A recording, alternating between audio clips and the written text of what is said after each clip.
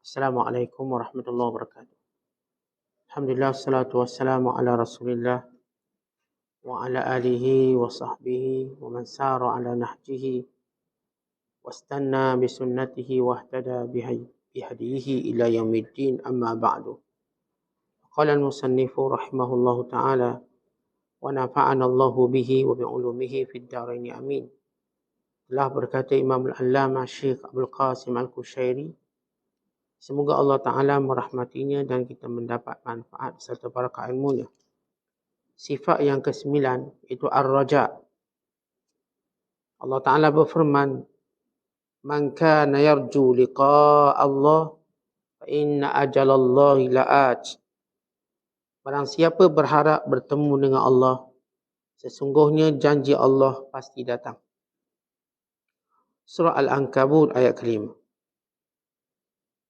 Al-Ala bin Zaid bercerita, saya bertamu ke rumah Malik bin Dinar dan melihat Syahar bin Hausyab radhiyallahu ta'ala anhu berada di sampingnya. Ketika keluar, saya mengatakan kepada Syahar, mudah-mudahan Allah memberi rahmat kepadamu. Bekali diriku, yakni nasihatiku, maka Allah Ta'ala akan membekali dirimu. Allah akan memberi ilmu padamu. Ia menjawab, ya bibiku, yakni ibu saudaraku, Ummu Darda, pernah menceritakan kepadaku suatu hadis dari Abu Darda radhiyallahu ta'ala anhu yang diperolehinya daripada Nabi Muhammad sallallahu alaihi wasallam. Hadis ini menceritakan bahawa beliau memperolehi pengajaran dari Jibril alaihissalam yang mengatakan, qala rabbukum azza wa jalla abdi ma'badtani wa rajautani wa lam tusyrik bi syai'a ghafartu laka ala ma kana minka wa law istaqbaltani bimil'il ardi khataya wa dhunuba istaqbaltuka bimithliha maghfiratan fa aghfiru laka wa la ubali. Tuhan kamu sekalian berfirman, wahai hamba-Ku, jika engkau beribadat kepadaku, berharap bertemu denganku dan tidak menyengutukan sedikit pun padaku, maka aku akan mengampuni segala dosamu. Sekalipun kamu datang dengan membawa kesalahan dan dosa sebesar bumi, aku akan mengampunimu dan tidak mempedulikan berapa banyak dosa yang telah kamu lakukan. Anas bin Malik mengatakan bahawa Rasulullah sallallahu alaihi wasallam bersabda, Allah Ta'ala berfirman di hadis kursi, akhriju minan nar man kana fi qalbihi mithqalu habbati sya'irin min iman, summa yaqul wa izzati wa jalali la aj'alu man amana bi sa'atan min lailin aw naharin kaman lam yu'min bi. Wahai malaikat, keluarkanlah dari api neraka orang yang dalam hatinya beriman meskipun seberat biji kurma. Allah Ta'ala juga berfirman, keluarkanlah dari api neraka yang dalam hatinya beriman meskipun seberat biji gandum. Setelah itu Allah Ta'ala menegaskan, demi kemuliaan dan keagunganku, orang yang beriman kepadaku meskipun satu detik di waktu malam atau siang, tidak akan aku jadikan seperti orang yang tidak beriman. Raja, yakni harapan atau berharap, adalah ketergantungan hati pada sesuatu yang dicintai, yang akan terjadi di masa yang akan datang. Sebagaimana khauf, rasa takut, yang berhubungan dengan sesuatu yang akan terjadi di masa yang akan datang. Maka demikian juga raja, harapan akan membawa implikasi terhadap hal yang dicita-citakan di masa yang akan datang. Dengan raja, maka hati akan menjadi hidup dan merdeka. Perbezaan raja dan tamanni berangan-angan pada sesuatu yang mustahil terletak pada nilainya dan dampaknya. Tamanni dapat menyebabkan orang yang menjadi malas. Orang menjadi malas dan tidak mahu berjerih payah dan bersungguh-sungguh. Sedangkan raja adalah kebaikan dari kebalikan, berlawanan dari tamanni. Raja merupakan perbuatan terpuji, sedangkan tamanni perbuatan yang tercela. Muslimin dan muslimat dan penonton yang dirahmati Allah sekalian, kita membicarakan sifat yang ke-9. Di antara sifat dalam pendakian kita untuk menemui, untuk menjadi hamba yang soleh, untuk mendapat redha Allah Ta'ala, membebaskan diri kita daripada segala belenggu-belenggu penghalang daripada jalan Allah. Kita dah bicarakan tentang sifat ataupun sifat pertama. Perkara pertama yang perlu dilakukan ialah taubat. Sebagaimana kita dah bicarakan peringkat yang kita perlu lakukan selepas taubat ialah mujahadah, yakni bersungguh-sungguh. Kemudian diikuti dengan sifat yang ketiga, yakni khalwat, beruzlah, membuang golongan-golongan yang mungkin merosakkan kita. Dan sifat yang keempat, kita bercerita tentang takwa. Melaksanakan seluruh perintah Allah tanpa ragu-ragu dan meninggalkan larangan Allah tanpa merasa keberatan. Dan kemudian kita bicarakan sifat yang kelima selepas takwa ialah wara'. Yakni kita meninggalkan hatta perkara yang harus, kalau ia tidak menguntungkan agama kita. Dan kita juga bicarakan sifat yang keenam, iaitu zuhud. Itu melihat dunia dengan segala isinya sementara dan melihat akhirat segala-galanya, prioriti dan keutamaan. Dan sifat yang sifat yang ketujuh yang kita bicarakan ialah sifat diam. Mengelakkan diri daripada berbicara batil. Kerana ramai manusia dihukum dengan percakapannya sendiri.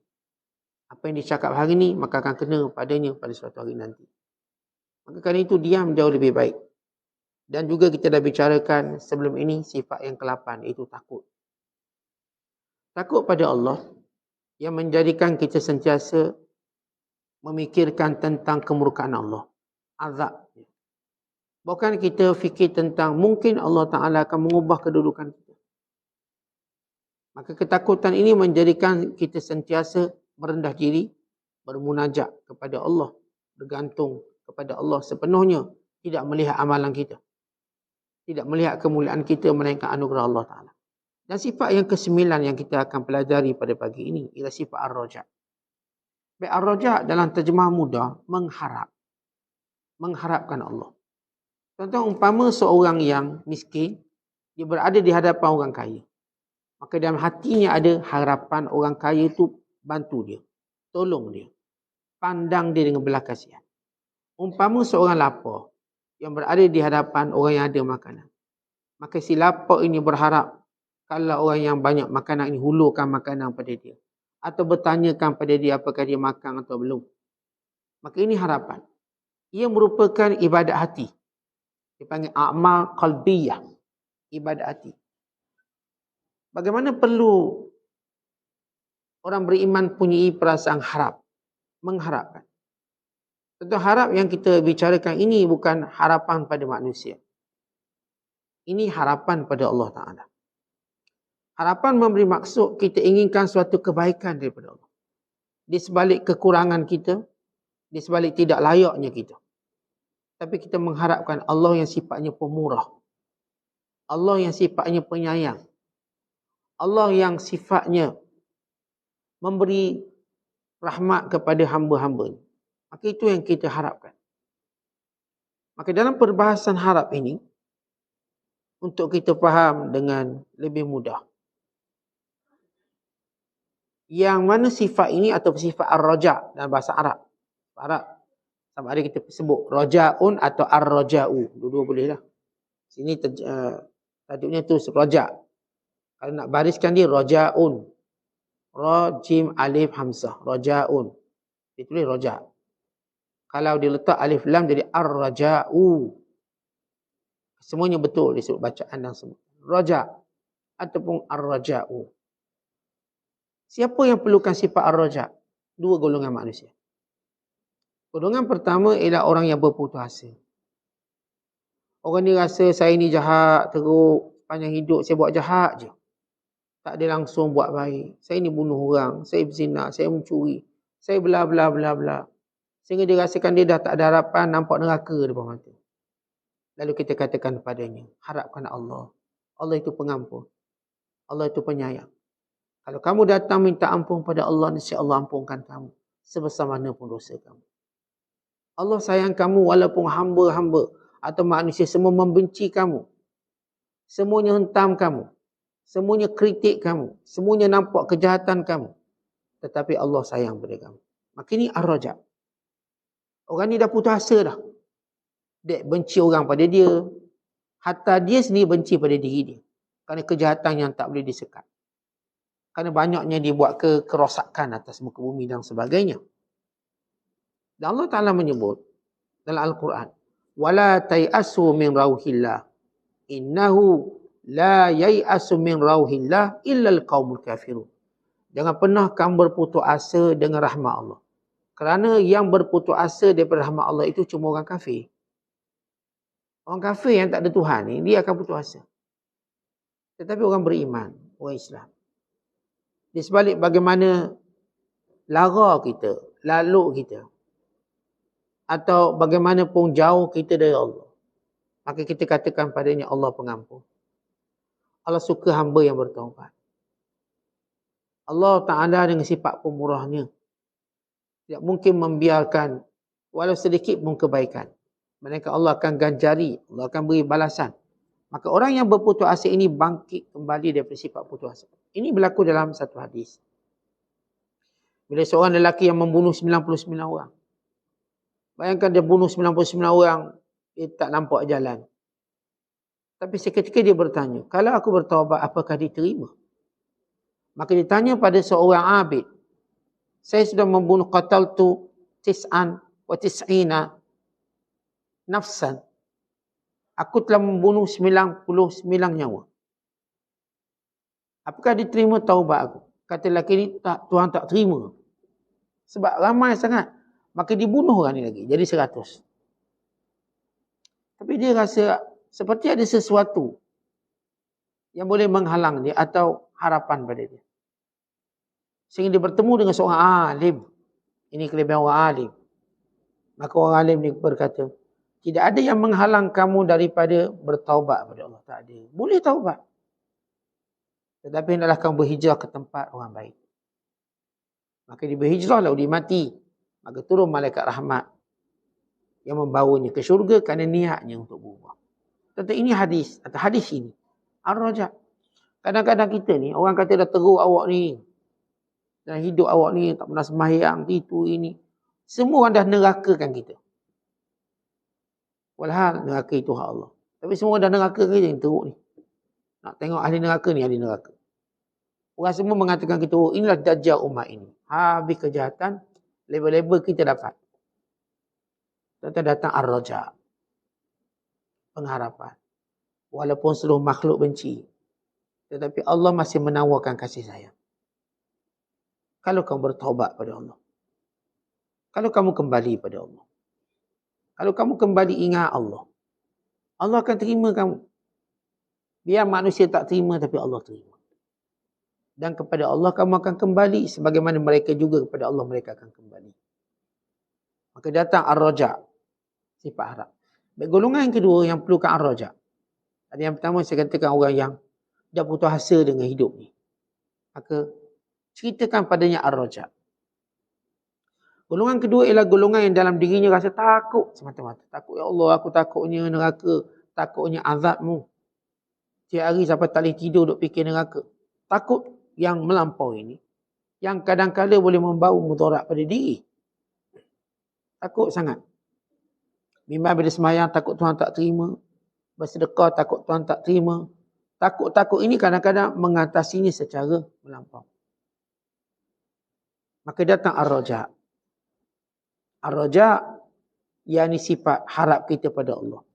Benar kita takut. Kita takut neraka Allah, kita takut azab Allah, kita takut murka Allah. Kita takut Allah ubah keadaan kita daripada istiqamah kepada tidak. Dia takut ini kuat. Namun datang sifat harap. Allah tak akan sia-siakan amalan kita. Walau sedikit.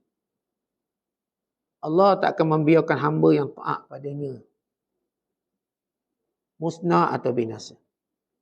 Allah SWT tetap akan menjaga hamba-Nya dengan ketaatan yang dilakukan. Maka semua keadaan ataupun janji-janji Allah Ta'ala menjadikan orang yang benar-benar takut ini sedikit aman. Merasa aman. Ialah kebimbangan ni tinggi. Bimbang. Takut Allah Ta'ala tak terima amalan. Bimbang. Takut kesalahan kita, kesalahan tak baik. Menangis setiap masa. Tapi bila kita ingat balik. Siapa yang permulaannya baik. Pasti Allah akan tutup dengan cara baik. Siapa yang permulaannya baik. Allah akan tutup dengan cara baik. Sesiapa yang takutkan Allah. Allah pasti amankan dia. Maka siapa yang bimbang pada sesuatu, Allah pasti akan menyelamatkan dia. Ada satu ketika, Nabi SAW ziarah seorang pemuda yang sakit. Dalam hadis yang dikeluarkan oleh Imam Ibn Majah.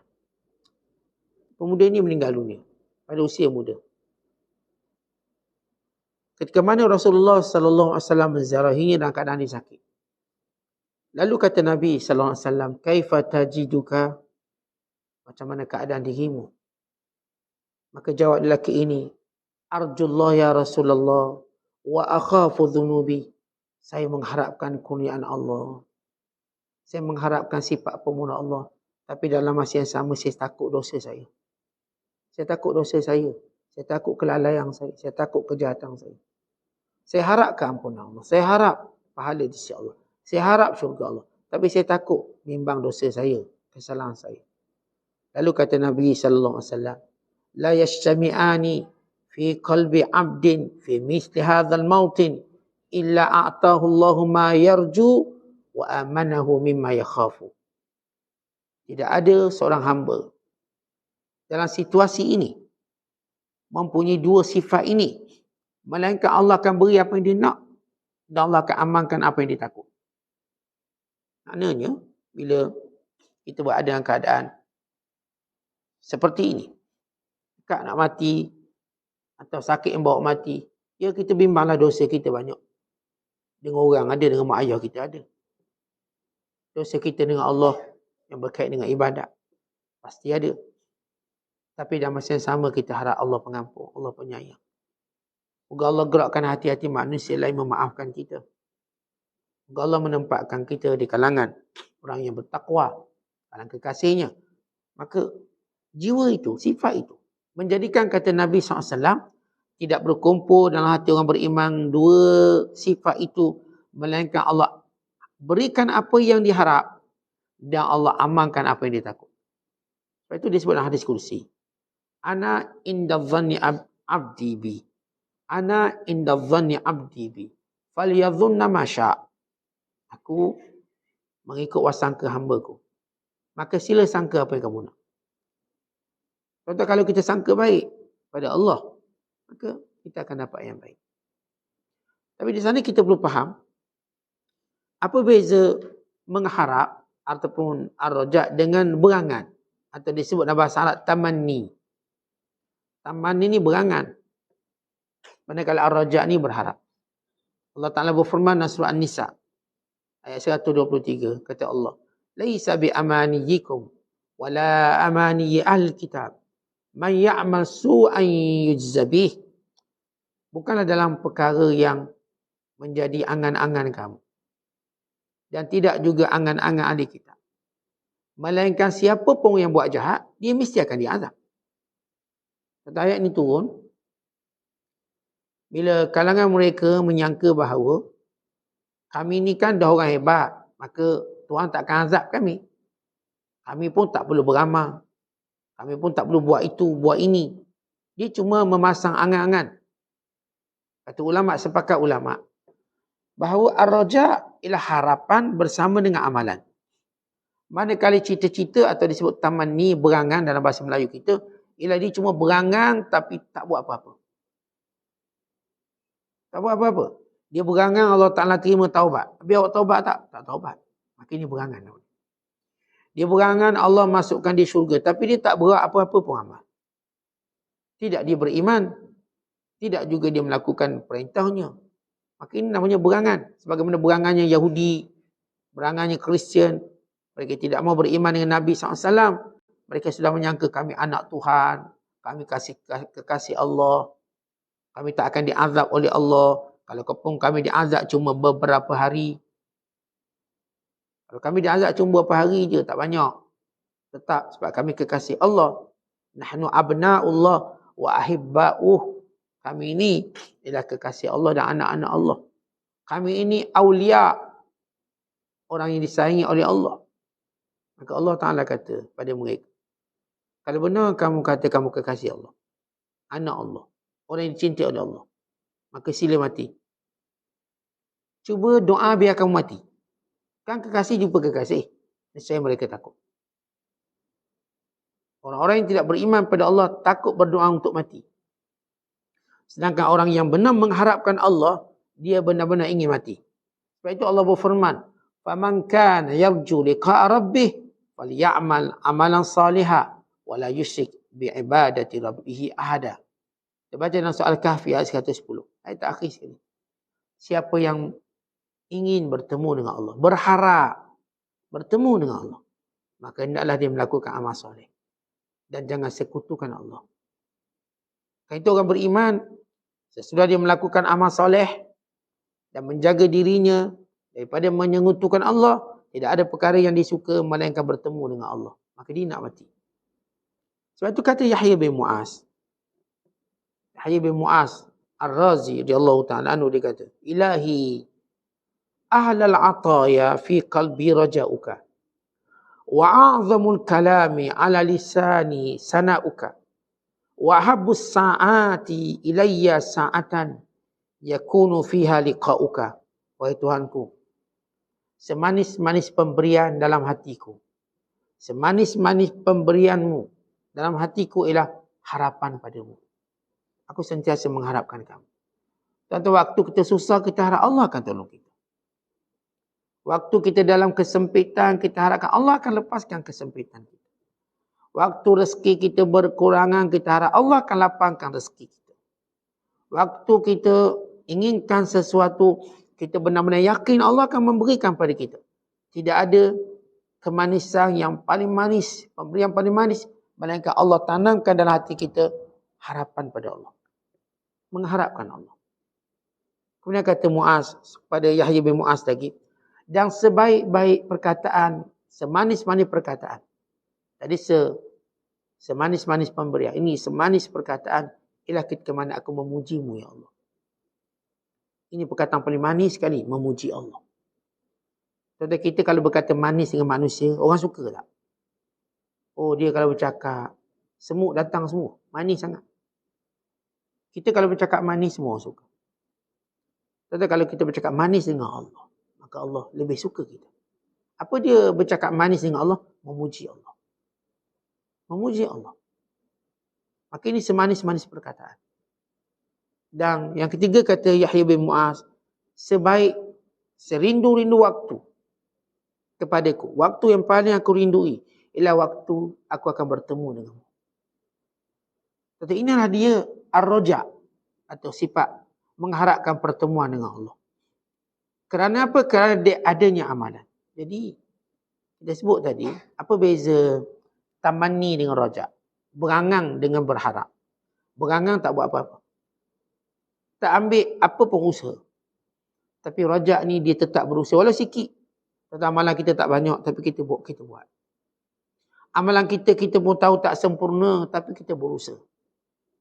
Semayang saya 10 tahun, 20 tahun, 30 tahun, even 40 tahun. Masih lagi meraba-raba mencari kekhusyukan.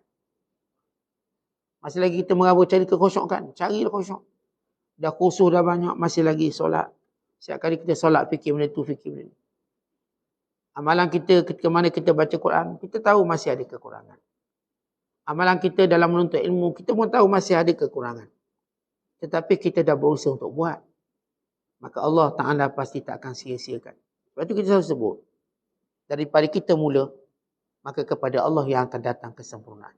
Tentang kita akan memulakan. Allah yang akan menyempurnakan. Dengan apa? Dengan rahmatnya. Saya mulakan solat.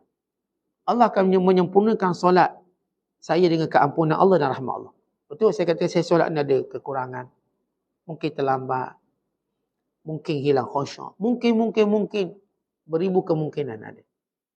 Tapi saya memulakannya. Allah akan menyempurnakannya. Kita memulakan amal. Allah menyempurnakannya. Dengan apa? Dengan rahmat Allah. Kasih sayang Allah. Sifat pemurah Allah. Maka ini ar-rajab. Contoh kita pergi haji. Dah keluar duit, keluar belanja, masa. Kita pun tahu haji kita taklah rasa sempurna sangat. Kita dah usaha. Haji tu kadang-kadang berbalah dia lagi. Dalam haji tadi, datanglah jiwa kita tak sekuat orang-orang yang kita pernah dengar mereka hebat. Duduk Mekah, kadang-kadang teringat kadalah balik Malaysia. Pasti nak balik Malaysia. Duduk Mekah, pertama alamat orang nak balik Malaysia. Dia rindu makanan Malaysia. Siap. Dia nak balik tu. Cari nasi lemak, cari roti canai. Itu tanda-tanda nak balik Malaysia. Kadang-kadang baru duduk seminggu. Rindunya tekak ni nak makan makanan Malaysia. Mana nasi lemak? Penuh kat disaji. Nak makan makanan Malaysia. Dia dah rasa. Contoh itu kecuaian. Datang rasa kecuaian macam kita duduk Mekah tapi rindu Malaysia kan cuai nama dia. Ini satu kecuaian. Kerana ini tempat yang paling patut kita sayangi. Paling patut kita sukai. Tuan-tuan kalau kita suka tempat ni dengan makanannya sekali. Takkanlah tuan-tuan suka tempat makanannya tak suka. Macam kita suka orang rumah kita lah dengan makanan dia sekali. Kau tak suka pun ngadap-ngadap je lah. Buat suka. Tidak kita keluar. Buat suka puji sedap. Artinya bila kita suka dia, kita suka semua benda yang datang daripada dia. Tuan-tuan Mekah ni sekasih-kasih tempat. Dan yang menyempurnakannya bukan sekadar kita suka tempat itu. Makanannya sekali. Kurma kita suka. Yang makanan yang kita katakan bila baginda sangsa duduk Mekah atau duduk Madinah, itu yang Rasulullah makan. Nabi tak makan selemak. Nabi tak makan sekian. Kata kita tak kata haram. Jangan salah faham. Haram kamu kasih lemak. Bukan. Kita bercakap tentang jiwa cinta. Jiwa cinta. Kalau saya katakan saya duduk Mekah, Madinah, ini tempat saya tak akan rindu Malaysia. Kalau rindu saya rasa ini ada sedikit kecacatan. Atau rasa boringnya duduk Mekah, rasa nak balik lah. Itu ramai orang dah habis ibadat haji rasa nak balik boring duduk Mekah. Tak tahu nak buat apa. Dia boleh kata tak tahu nak buat apa. Sebab dah habis ni, tak tahu nak buat apa ni. Aku duduk round mall lah. Padahal banyak benda dia boleh buat. Tapi itulah kelemahan kita. Ni tuan-tuan kita bercakap kelemahan kita. Kita dah buat haji. Dalam masa yang sama kita tahu ada kekurangan. Namun harapan kita Allah akan menyempurnakan. Tuan-tuan kalau kita tengok kewajiban haji ni sekali seumur hidup. Semua orang tahu. Tapi masakan sekali buat sudah sempurna. Masakan. Tak apa benda kita cuma buat sekali kemudian terus perfect. Saya katakan tak mungkin. Tuan-tuan masak, kali pertama masak nasi lemak, terus menjadi. Ya ke? Tanya orang siapa yang mula buat terus jadi. Asalnya kita mula buat nasi lemak je nasi lembek. Mula. Tak ada nasi lemak. Kita mula-mula buat nasi lemak barangkali kena marah di mak. Benda kau ni. Orang santan dengan kelapa-kelapa masuk sekali. Mungkin. Saya katakan tak ada orang kali pertama dibuat terus sempurna. Takkan ada. Tentang haji ni wajibnya sekali. Sekali. Kalau kita ikut kota tamu haji memang confirm sekali lah. Yalah 100 tahun tunggu. Sekali je lah. Kalau tuan-tuan banyak duit, rezeki lapang, mungkin berkali-kali. Tapi kita cakap tentang average kita. Sekali lah. Dan mungkinkah sekali itu sempurna? Soalannya, tanya. Tidak mungkin. Walaupun saya katakan saya belajar bersungguh-sungguh. Tuan-tuan belajar bersungguh-sungguh. Tuan-tuan belum pergi Mekah, macam nak bersungguh. Belum nampak tempat dia. Kerana bila kita berada pada tempatnya, ia berlainan. Kita duduk training dengan tamu haji, tawaf Kaabah. Macam tak sibuk sama geng kita. Boleh tolak ansur je. Ya, Kaabah buatan tamu haji. Ada training. Betul punya Kaabah, ya Allah. Tingkat 4. Masa praktik tamu haji semua kat bawah. Ya, Kaabah sendiri, okey. Bila betul tingkat 4. Kaabah pun tak nampak. Ramai orang. Macam mana kita rasa sempurna? Agak-agak lah. Saya katakan, Tidak mungkin kali pertama haji kita sempurna. Tetapi anehnya Allah mewajibkan haji sekali. Bukan berkali-kali, sekali. Walau Allah Maha tahu bahawa kita tak mungkin sempurna sekali. Saya katakan tak ada orang bila dia buat sekali tu perfect. Tak mungkin. Kan untuk dapat perfect ini berkali-kali. Kita tanya orang pakar. Semua orang pakar ni kerana kerap dia buat sesuatu. Pakar masukkan. Yang tuan-tuan tengok dia boleh potong bawang sambil senyum kat kita. Senyum tengok kita. Cuba kita buat kali pertama. Potong bawang senyum tengok orang kali pertama. Habis tangan hilang. Bukan bawang terpotong, tangan. Habis dia boleh buat Ustaz. Dia dah pakar. Dia dah buat berapa ribu kali. Dia boleh potong. Jadi kita tahu. Seorang kalau kita sebut pakar. Sebab komitmennya pada pekerjaan tu lama. Dia tarik teh lama dah. Dia tarik sambil tengok pelanggan. Kita tarik teh tengok 2 gelas. Tu pun tumpah lagi. Haji ni tuan-tuan, wajibnya sekali. Sepakat ulama, wajib sekali. Yang kita nak tanya, apakah sekali sudah sempurna? Jawapannya tak. Tapi bagaimana Ustaz, wajibnya cuma sekali? Tak sempurna. Itulah namanya mengharapkan Allah. Kita bila buat ibadah, haraplah Allah. Kerana yang menyempurnakan ibadat kita Allah. Kita cuma berusaha apa yang termampu yang ada. Itu yang kita sebut dalam syiar kita orang beriman. Kita mulakan, Allah sempurnakan. Yang penting tuan-tuan mulakan taubat. Tuan-tuan mulakan menuntut ilmu. Saya umur 70 ni nak start menuntut ilmu. Pergi, sila mulakan menuntut ilmu. Allah akan sempurnakan. Saat ni nak menuntut ilmu macam ni, telinga tak berdengar, mata rabung. Ustaz tengok kadang-kadang saya tidur Ustaz, sebab mata rabung tak nampak Ustaz. Tapi bila pejam mata nampak Ustaz dalam mimpi. Tu pejam mata. Tak apalah kita terimalah alasan ni. Tak mata rabung, telinga pun tak berdengar. Macam mana saya nak menuntut ilmu? Tak, yang penting awak mulakan. Allah sempurnakan. Tak, saya macam mana ni nak pergi solat berjemaah, tak kenal orang hari tu ini. Tak, mulakan. Allah sempurnakan. Saya tak erti semayang ni, itu dan ini. Mulakan, Allah sempurnakan. Kita semua, ini atas nama Ar-Raja, mengharapkan Allah. Yang penting kita mulakan. Bila tuan-tuan mulakan, Allah sempurnakan. Sebab saya mengaji tak erti ni, tak pandai. Mulakan. Nak mulakan mana? Mula sekadar yang kita boleh.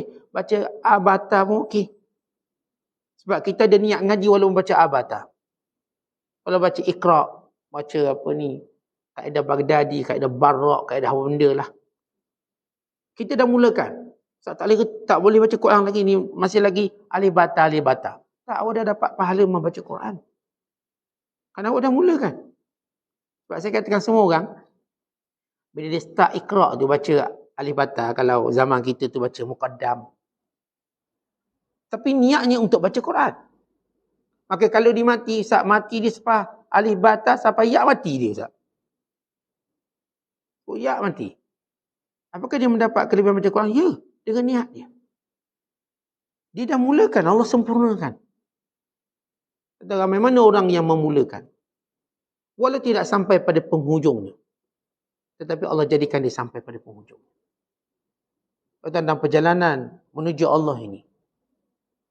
Satu perjalanan yang sukar.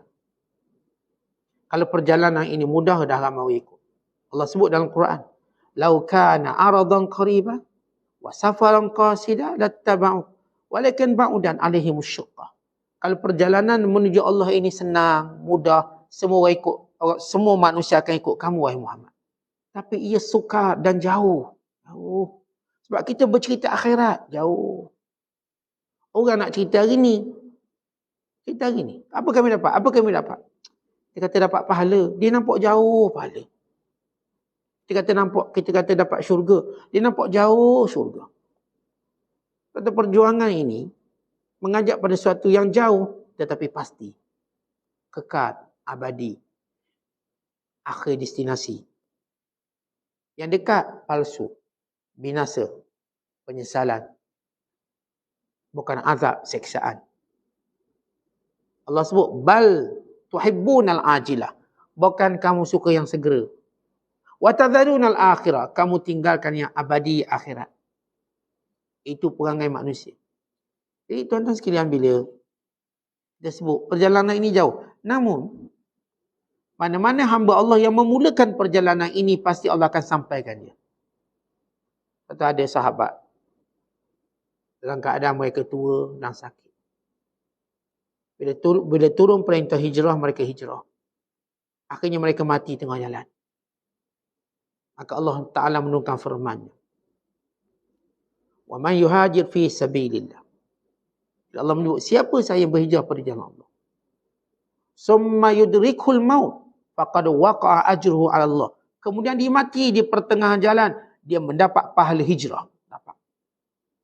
Walau dia baru nak bergerak, mati. Dapat pahala hijrah. Sebab tu tuan-tuan, atas nama Ar-Raja.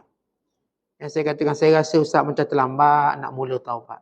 Macam terlambat nak belajar. Macam terlambat nak mengaji. Kita kata tak terlambat.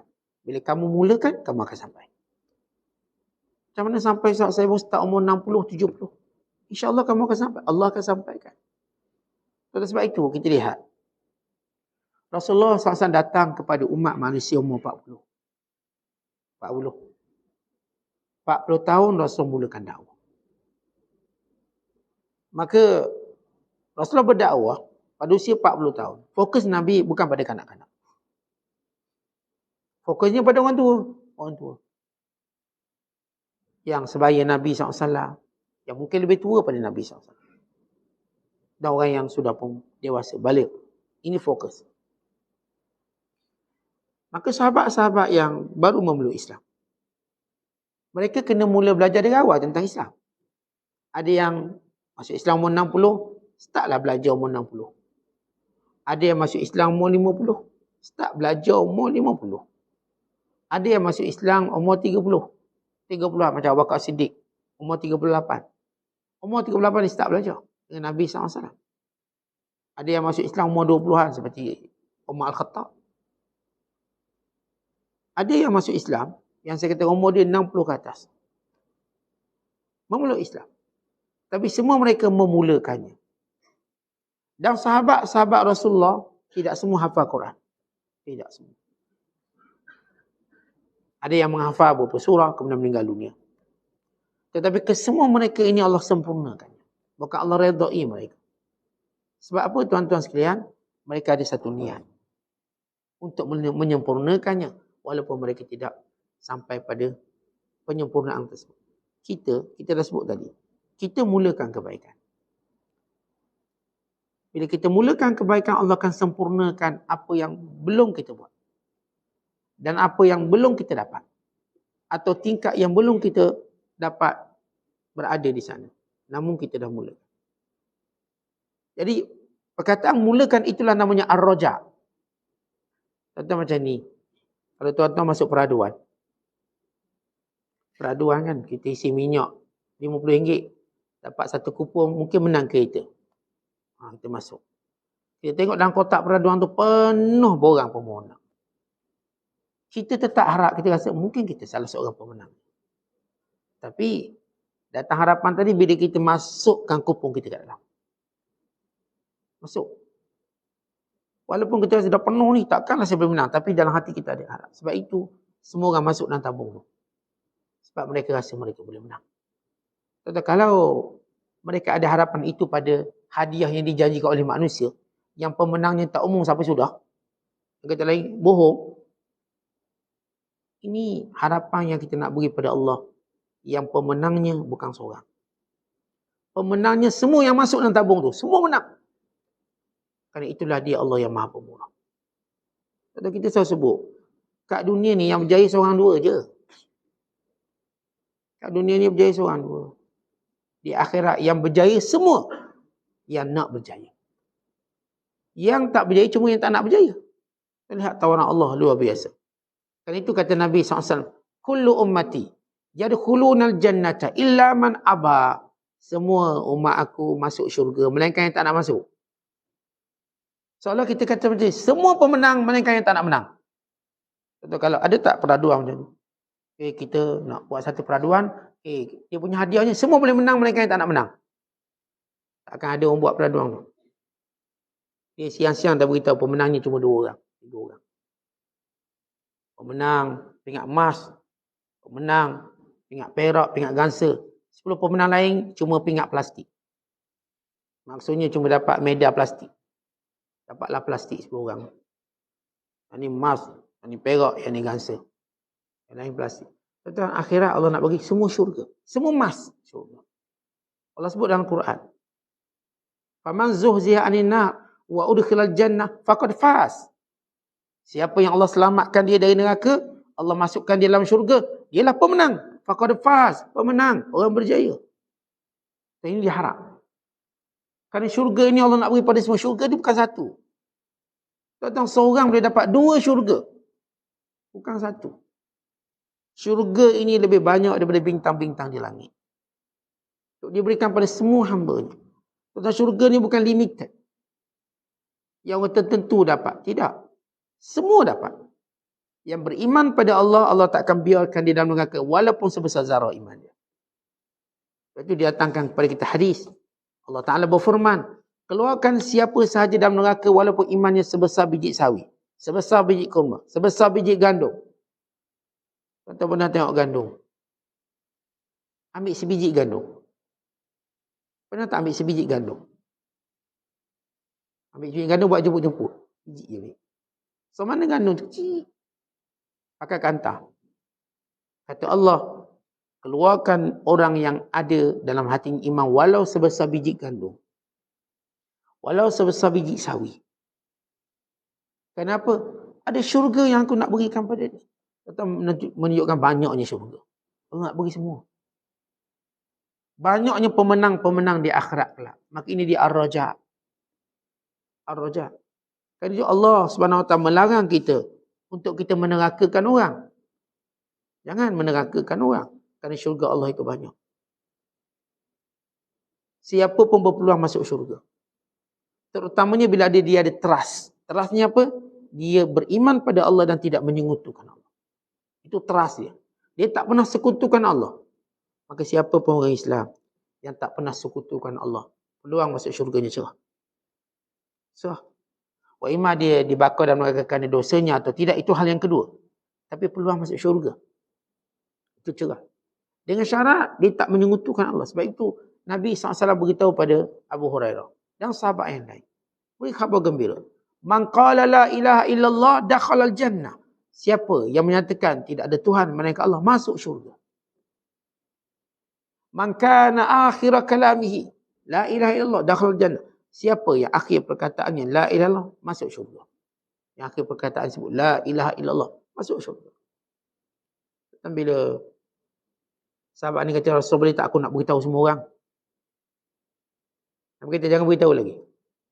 Takut mereka nanti malas beribadat. Biar mereka faham tu konsep ibadat. Tapi itu asas dia. Asasnya tuan-tuan sekalian, yang menyebut la ilaha illallah masuk syurga. Dan kita sebut macam ni. Untuk kita faham makna raja. Asasnya, kita kalau kerja akan dapat duit. Okay, kita terima kita punya mantik ini. Kerja dapat duit. Tapi boleh tak orang tak kerja dapat duit? Boleh. Boleh. Orang tak kerja dapat duit. Kenapa? Secara umum, dalil Al-Quran menyebut, tidak ada makhluk atas dunia ini melainkan Allah tentukan rezeki dia. Tetapi, kita tak akan bercakap secara umum begitu, kerana kita bimbang ada orang tak nak bekerja lalu tunggu duit. Supaya dia kerja juga. Dia kerja juga. Saya katakan semua orang bila ada iman dalam hati dia akan masuk syurga. Tapi kita tak akan cakap itu secara umum. Bimbang, macam tu tak penting ada iman. Saya tak sembahyang pun tak apa. Dia akan jadi macam tu. Tetap solat. Kenapa di sebalik kita katakan yang beriman atau yang Islam masuk syurga?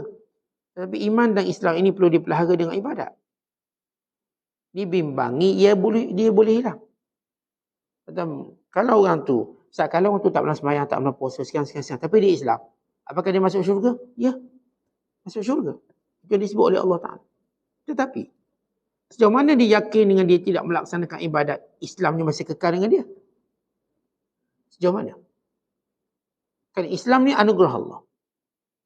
Dan Allah perintahkan kita untuk memeliharanya. Dengan apa? Taat. Bila kita tidak memeliharanya dengan taat, meninggalkan larangan, bimbang-bimbang ia hilang. Akhirnya orang ni tak semayang. Dia tak semayang kerana malas mula-mula. lepas tu dia menafikan kewajipan sembahyang, maka dia pemurtad. Sebab itu dalam Islam kita belajar bab hudud. Contoh kalau orang tak sembahyang, dia ada dua kategori. Yang pertama tak sembahyang sebab malas. Maka ini kalau dia tak nak sembahyang, sesudah disuruh dibunuh secara haddan. Bunuh secara haddan maksudnya dia akan dibunuh, dihukum bunuh, tetapi disembahyangkan, dikebumikan perkuburan orang Islam. Yang kedua, orang yang tak sembahyang dengan keadaan dia menafikan kewajipan sembahyang, maka ini dibunuh secara murtad. Maksud dibunuh pada hukum murtad dia. Dan tidak ditanam di perkuburan Islam. Tidak ditanam di perkuburan Islam. Maka ditanam di perkuburan orang kafir. Baik, jadi, memang kita bercakap umum begitu. Namun, kaedah-kaedah khusus juga perlu kita tahu supaya menyempurnakan.